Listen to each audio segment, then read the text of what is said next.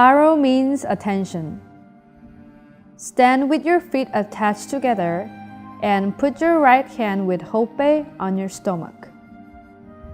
Then, cover it with your left hand. Bare means salute. Firstly, put your two hands up higher to your forehead. And this means that you are respecting your opponent. Put your two hands on your chest and bow. Then, replace your hope on your stomach while straightening your body after bowing. Junbi is preparation. Breathe in through your nose and hold up your hope like this.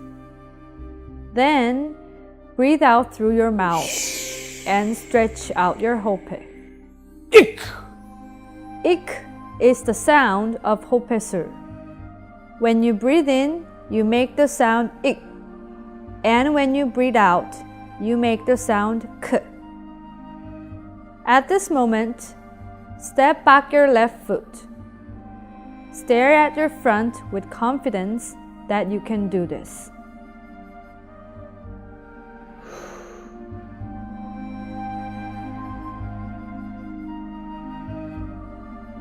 해래! 준비! Ik!